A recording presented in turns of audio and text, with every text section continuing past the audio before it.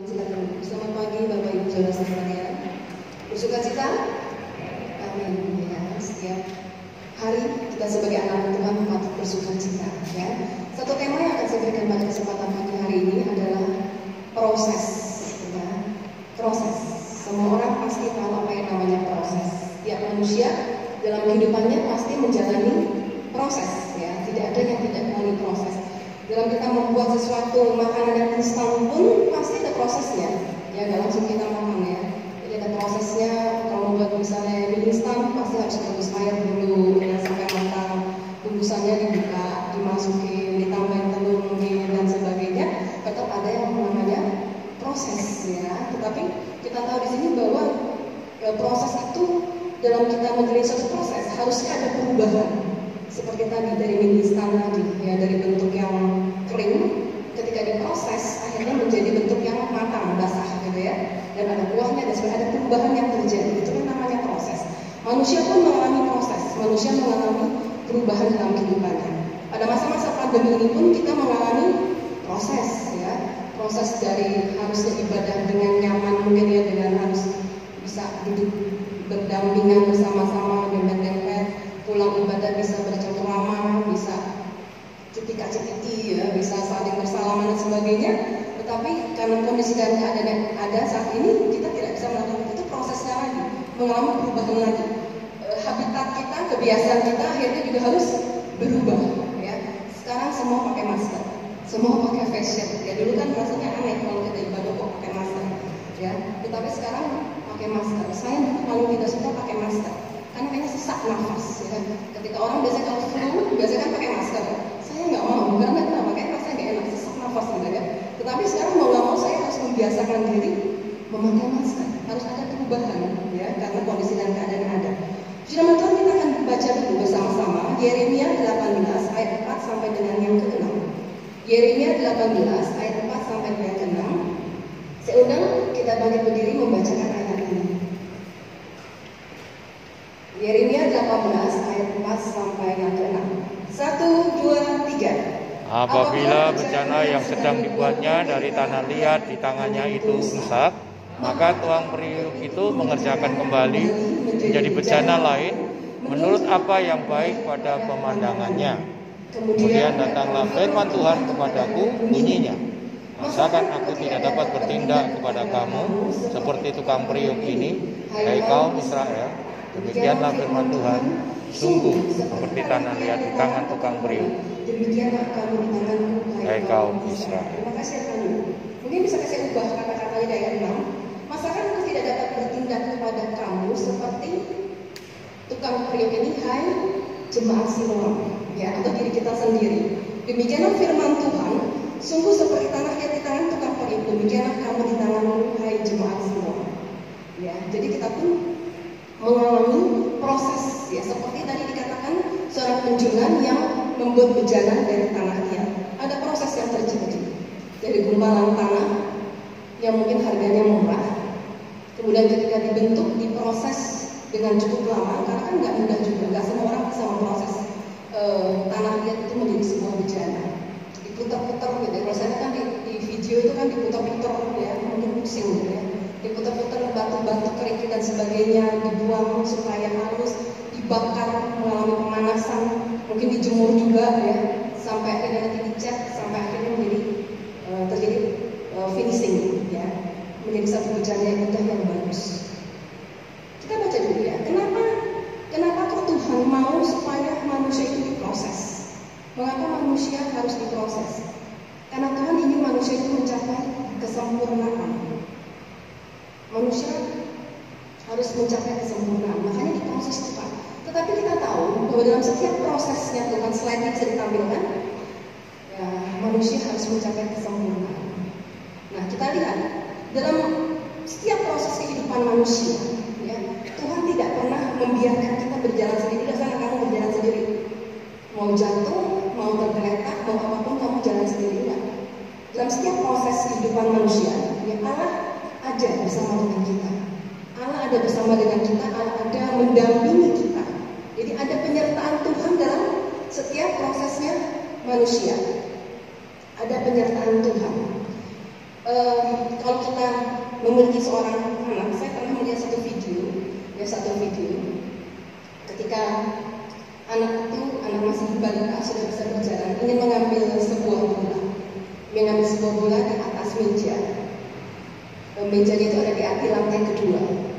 Lalu anak ini mulai menaiki tangga dengan merangkak, terus mencapai lantai kedua. Ketika dia mengambil bola, dia nggak sampai karena masih kecil, masih pendek. Dia berusaha gitu ya, tidak bisa. Tetapi orang tuanya tidak langsung menolong dia. Ya. Orang tuanya ninggalin nggak? Enggak. Ketika anak itu naik tangga, orang tuanya ada. Ya mungkin buat video tadi, mendampingi, menjagai, menyertai supaya nanti jangan sampai terjatuh dari tangga. Dan ketika sudah sampai lantai 2, dia ingin mengambil bola di atas meja. Orang tuanya pun nggak langsung ngomongin. Dia biarkan anak itu mengalami proses dulu, mengalami pembelajaran. Dia harus berpikir, ya, bagaimana caranya bisa bola itu diambil. Akhirnya si anak akhirnya mengambil kayak sapu, kayak tongkat gitu ya, diambil.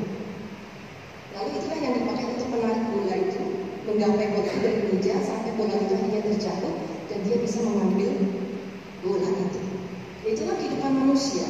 Dalam setiap prosesnya Tuhan dikatakan bahwa Tuhan menyertai. Kita baca dalam Roma 8 ayat 28. Roma 8 ayat 28. Kita tahu sekarang bahwa Allah turut bekerja dalam segala sesuatu untuk mendatangkan kebaikan bagi mereka yang mengasihi Dia, yaitu bagi mereka yang terpanggil sesuai dengan rencana. Jadi dikatakan bahwa Allah turut bekerja dalam setiap proses manusia. Itu Allah turut bekerja sebagai orang tua tadi. Ketika melihat anaknya mulai menaiki tangga, dia tetapi menjaga, dia mengawasi supaya jangan sampai terjatuh, jangan sampai membahayakan. Tetapi tetap anak itu menjadi proses untuk pengambilan bola tadi. Ya, dibiarkan sama orang tuanya. Dibiarkan bukan berarti ditinggal sendiri, enggak.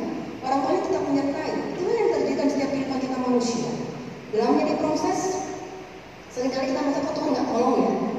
Pengen cepat-cepat sembuh mungkin sakit. Kok Tuhan nggak cepat-cepat sembuhkan saya dari sakit ya. Kenapa harus seperti ini ya Tuhan? Rasanya kok manusia seringkali merasa bahwa Tuhan meninggalkan dia.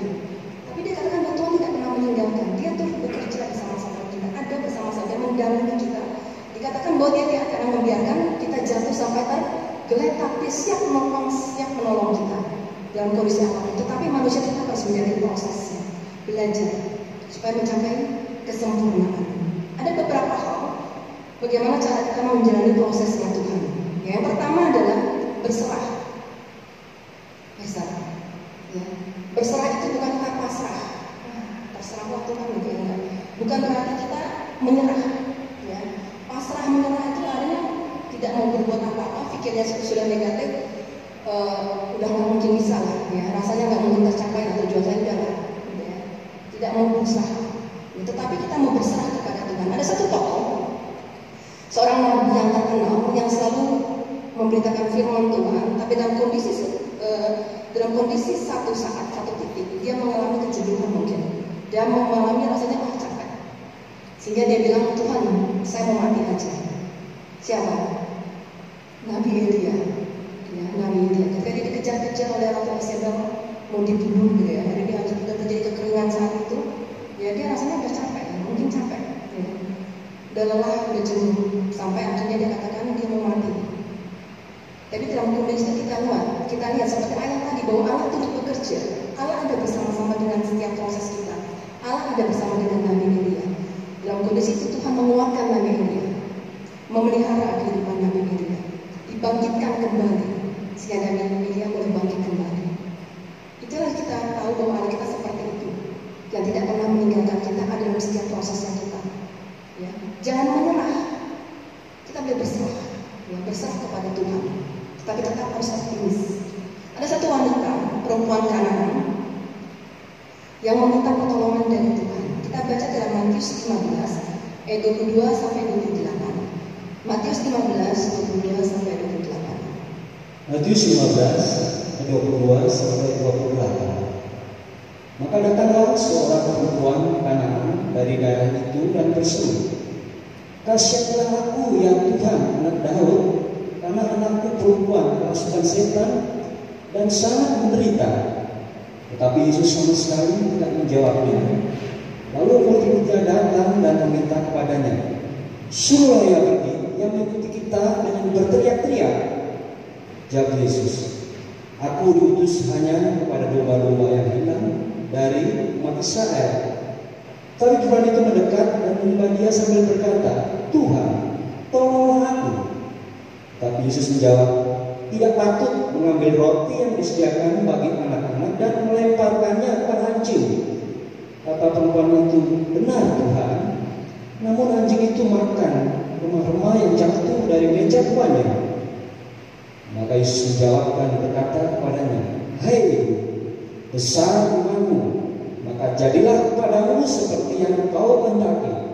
Dan seketika itu juga anak-anak Yesus.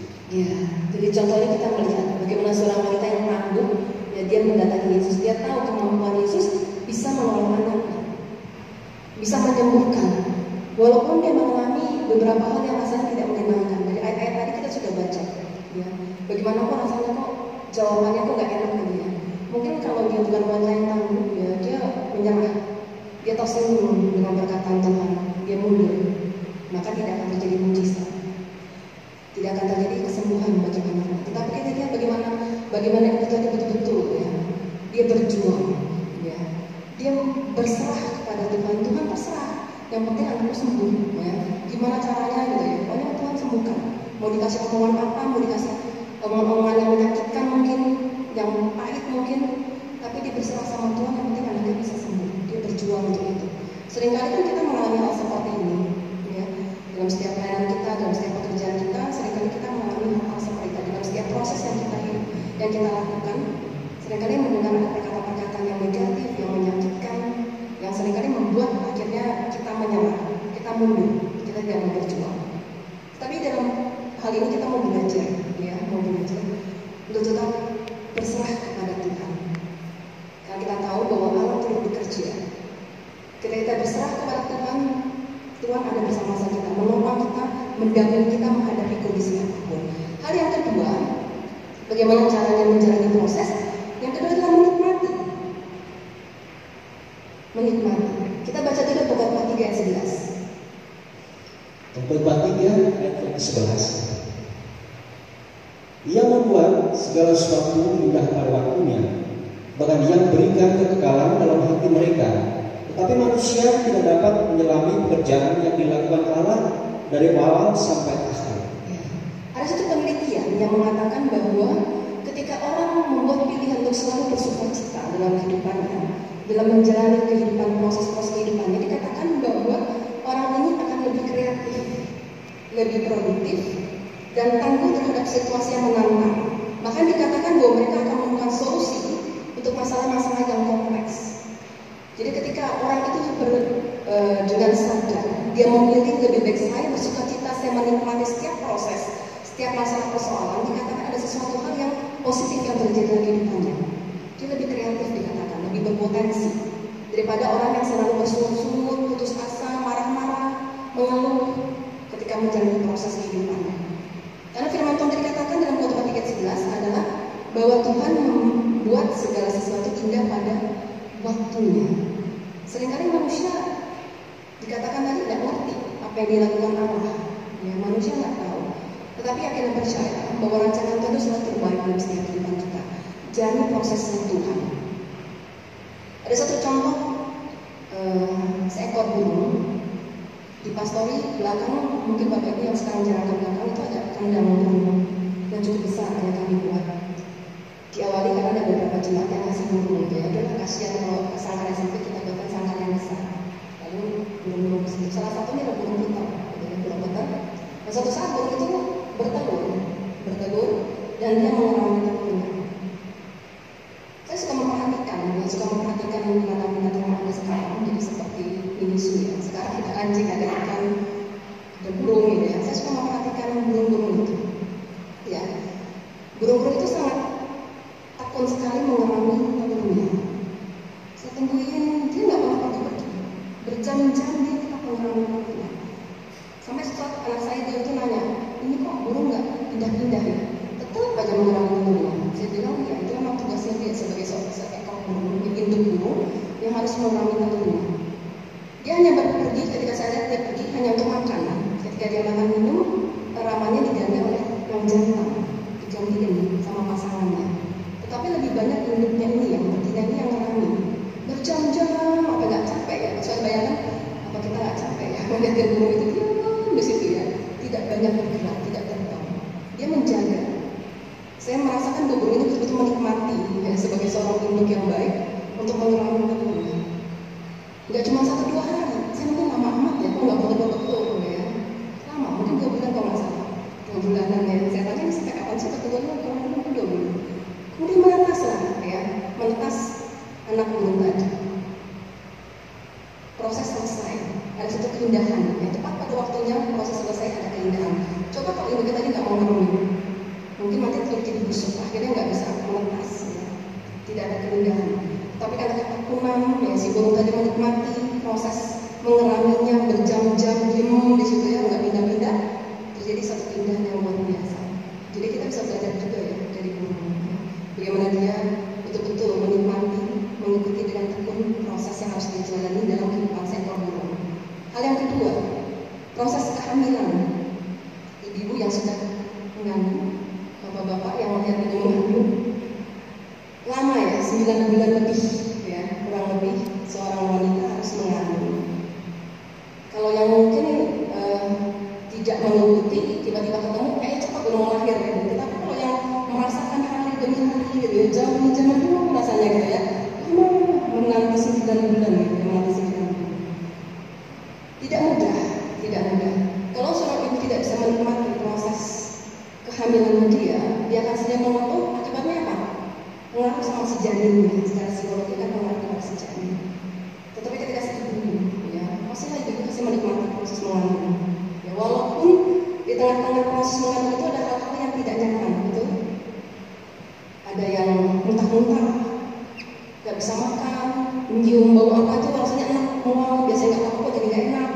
Kemudian nggak bisa bangun tiduran, terus harus bed rest karena kondisi dan keadaan ya trimester pertama. Kalau saya itu dua-dua anak saya banyak makan malah. Jadi bukan yang muntah-muntah, ya enaknya ada, tetapi banyak makan, bisa 5 kali sehari saya makan. Ya. Suka makan malah, ya, jadi tidak sampai berat gitu ya, sampai tertidur harus rebah terus enggak. Ya, itu yang dialami oleh seorang ibu. Menikmati proses kehamilan. Ketika janin itu mulai bertumbuh, ya, kemudian mulai bergerak-gerak, rasanya enak ya. Senang sekali ketika si janin mulai bergerak-gerak ya, perutnya terasa ya, bergerak-gerak. Rasanya senang sekali. Terus menikmati hari demi hari, bulan demi bulan sampai perutnya membesar. Ketika perut membesar enak.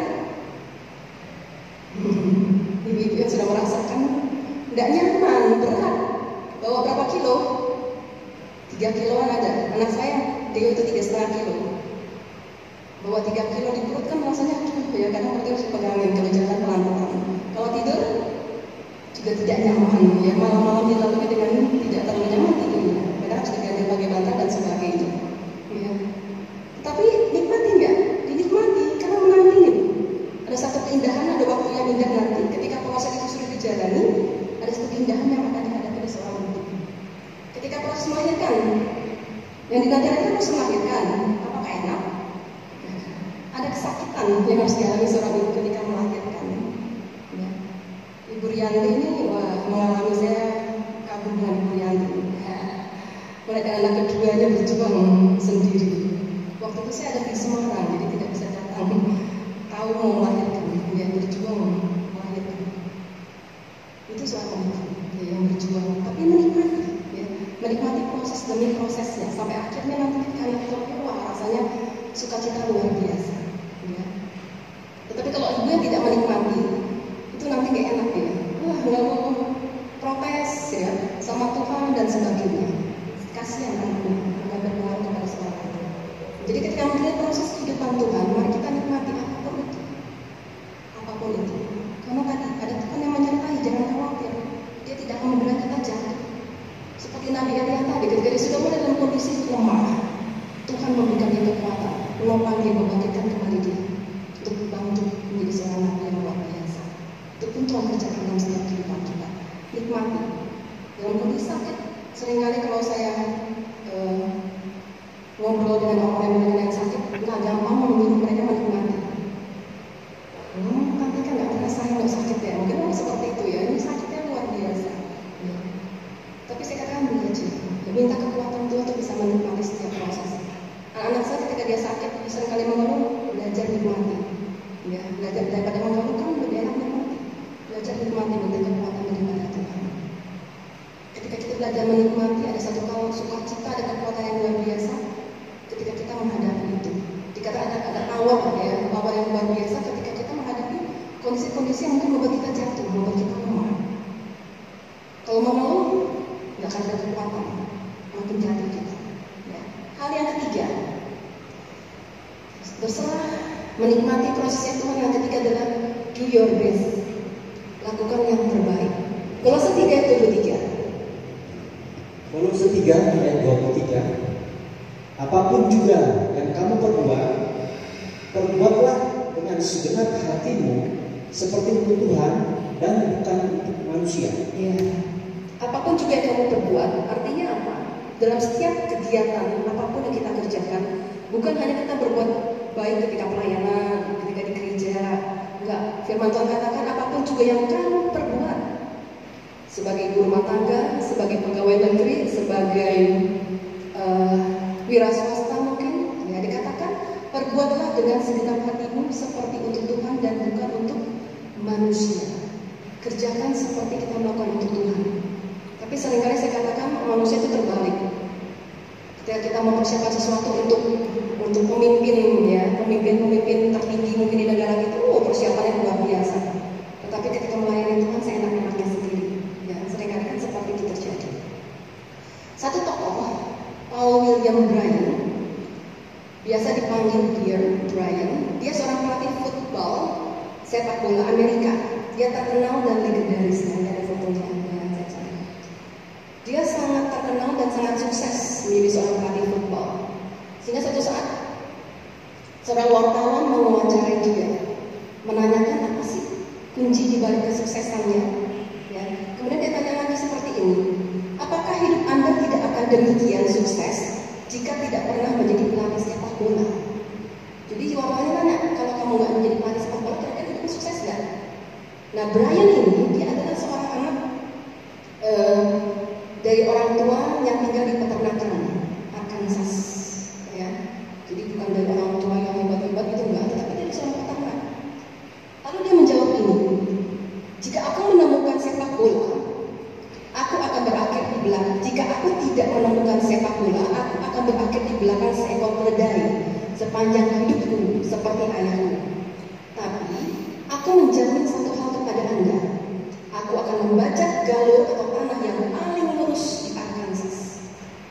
Jadi artinya apa? Walaupun mungkin dia nggak terkenal sebagai pelatih sepak bola, apapun yang memang Tuhan tetapkan dalam kehidupannya, mungkin menjadi seorang peternak, petani dan sebagainya, dikatakan dia akan tetap melakukan yang terbaik. Dikatakan makanya dia akan menjadi pembajak yang paling lurus, melebihi orang-orang yang lain. Seringkali orang menyepelekan ya, cuma membajak aja. Tapi dia kata dia akan membajak, melakukan pekerjaannya dengan yang terbaik.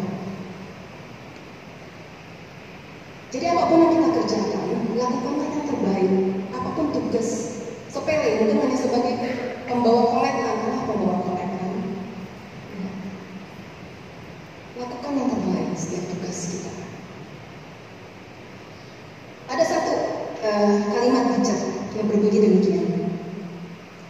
Jika seorang terpanggil menjadi tukang sapu jalanan, maka biarlah ia menyapu seperti Michelangelo melukis, Beethoven bermain musik, atau Shakespeare menulis saja. Nah itu gambar-gambarnya, ya, gambarnya Beethoven, Michelangelo dan Shakespeare. Ya. Jadi artinya apa? Ketika tugas apapun yang mungkin kita anggap itu tugas yang nggak mulia, ya, hanya seperti tukang sapu, ya. Lakukanlah yang terbaik seperti siapa?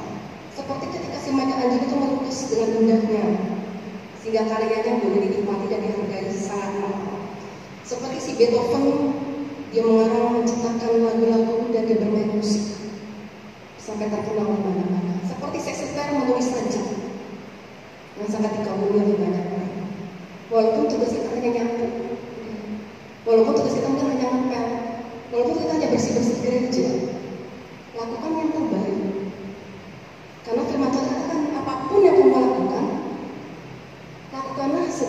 lakukan seperti kita melakukan untuk Tuhan, ya, bukan untuk manusia. Kemarin di wanita live streaming, satu tema yang saya sampaikan kepada para wanita adalah perseverance. Apa sih arti perseverance? Saya dapatkan kata-kata ini dari satu grup WA. Dulu saya pernah mengikuti seminar LGBT selama 3 hari, ya, LGBT dari pagi sampai sore, Nah, mereka ada grup. Di grup itu mereka suka kirim omongan dan sebagainya. Kemudian ada kirim artikel yang cukup panjang seperti buku. Ini perseverance ini artikelnya 100 halaman lebih. Itu. Jadi artinya adalah ketekunan, kegigihan atau keras hati. Ketekunan, kegigihan atau keras hati. Ada satu kata yang dikatakan seperti ini. Perseverance itu adalah ketahanan dalam melakukan sesuatu meskipun kesulitan atau tertunda dalam mencapai kesuksesan. Jadi bertahan, ya, melakukan sesuatu. Orang yang mau yang terbaik harus bertahan. Kalau enggak pasti putus di tengah jalan. Ya udahlah, ngapain? Contohnya bagi seorang prajurit, perseverance berarti tetap berada di medan pertempuran meskipun banyak rekan seperjuangannya telah berguguran. Ya, tetap dia berjuang, tetap gigih, dia tetap tekun berjuang walaupun banyak rekan-rekannya sudah berguguran, nggak takut, nggak mundur dia. Bagi seorang prajurit, ya. Kemudian bagi seorang petani, dia tetap akan terus mengurusi sawahnya walaupun panennya kemarin itu mulai gagal. Dia tetap akan terus memberi pupuk, ya, membajak dan sebagainya untuk supaya panennya bisa berhasil nanti. Walaupun dalam perjalanan untuk mencapai keberhasilan panennya nanti mungkin ada masalah, seringkali ada hamanya, mungkin mengalami kekeringan. Ketika hama datang, seringkali kita bilang, Tuhan ini kan bukan salah saya nggak mau ada hama, ya. Lalu orang akhirnya adalah udah ada hama ngapain, nggak mau diurusin lagi, akhirnya panennya gagal. Tetapi orang yang memiliki perseverance tadi, dia kata dia tetap gigih, dia berjuang. Bagaimana caranya harus menyehatkan kembali tubuhnya dari hama tadi? Bagaimana caranya supaya dia bisa dapat air ketika sedang dilanda musim kekeringan? Dia terus berjuang sampai akhir, sampai tujuannya tercapai. Itu pun dalam setiap kehidupan kita belajar untuk berjuang supaya tujuan kita tercapai. Ya, tujuan kita tadi apa? Cuma dengan supaya kita mencapai kesempurnaan. Untuk mencapai kesempurnaan banyak prosesnya Tuhan, karena kita manusia kan banyak lemahnya. Banyak hal karakter kita harus kita dikikis, banyak karakter kita harus terus dibentuk. Saya memiliki 2 anak, ya, cowok dua-duanya. Karakternya berbeda. Saya bisa mulai memperhatikan yang besar seperti yang kecil seperti ini. Cara saya menangani mereka berbeda, nggak sama. Ketika ada karakter yang nggak baik itu yang saya harus bentuk. Oh, ini karakternya kurang bagus di sini. Terus saya harus bentuk dia, saya proses dia, saya beritahu, saya nasihati. Walaupun mungkin anak-anak seringkali bosan, ya, dinasihati terus gitu, ya. Tetapi nggak boleh, sebagai orang tua kita harus memiliki perseverance tadi, ya, gigih, ya, terus cerewet sama anak-anak, ya. Kadang-kadang capek juga memangnya kok bolak-balik itu aja yang ditegur, ya. Tetapi ya itu, orang tua harus memiliki perseverance supaya anaknya diproses terus semakin dewasa. 2 anak berbeda, ya, setiap anak pasti berbeda. Tapi terus orang tua harus tekun dan gigih untuk mendidik anak-anak supaya mereka mengalami perubahan. Ya, proses tadi kan harus mengalami perubahan, harus ada perubahan yang kalau nggak dari proses namanya tetap aja, ya. Supaya kita bisa minum kopi yang enak kan diproses dulu kopinya, ya kan. Kalau kita malas proses sudah hanya bentuk bubuk misalnya, ya tidak bisa kita nikmati apa kita mau makan beda gitu, ya beda rasanya, ya. Apa sih yang akan kita terima di akhir nanti dalam setiap proses kita? Yakobus 1 ayat 12. Yakobus 1 ayat 12. Berbahagialah orang yang bertahan dalam pencobaan, sebab apabila ia sudah tahan uji, ia akan menerima mahkota kehidupan yang dijanjikan Allah kepada barang siapa yang mengasihi dia. Ya, berbahagialah orang yang bertahan.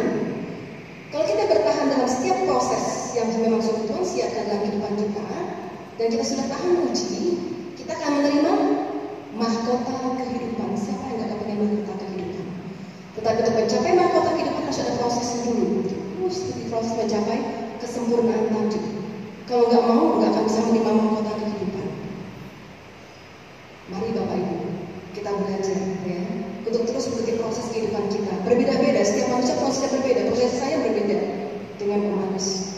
suami istri, tapi prosesnya beda.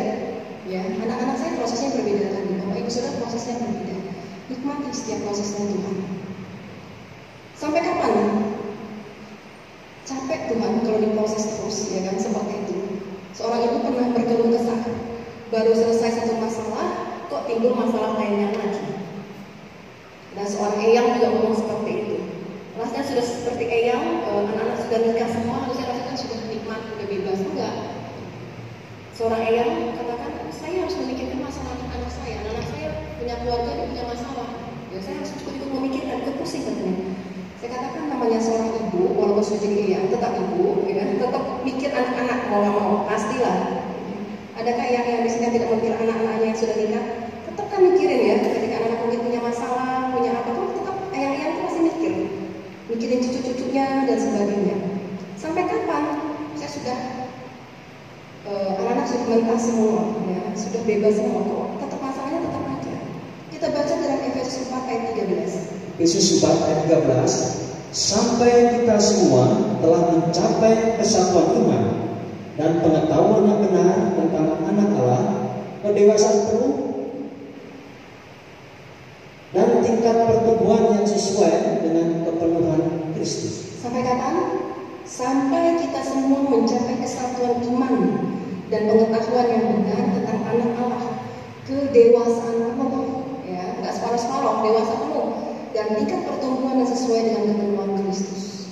Jadi selama kita hidup, terus akan diproses Tuhan, terus akan dibentuk Tuhan. Berserah sama Tuhan. Karena kenapa? Kita tahu pasti rancangan Tuhan yang terbaik buat setiap hidup. Ikuti jalurnya Tuhan. Ikuti jalurnya Tuhan. Menikmati setiap prosesnya Tuhan dan ucapan syukur. Yang ketiga apa tadi? Lakukan yang terbaik. Kondisi apapun, jangan salahkan kondisi dan keadaan. Kondisi pandemi, saya nggak bisa berbuat ini, nggak bisa berbuat itu. Tetap lakukan yang terbaik. Semampu kita. Tuhan masih memberikan kita kemampuan untuk bisa melakukan yang terbaik. Asal kita mau. Kita mau, pasti bisa melakukan yang terbaik. Ya, puji nama Tuhan, ini sedikit firman Tuhan yang bisa diberikan pada kesempatan siang hari ini. Serindu kita menyaksikan pujian.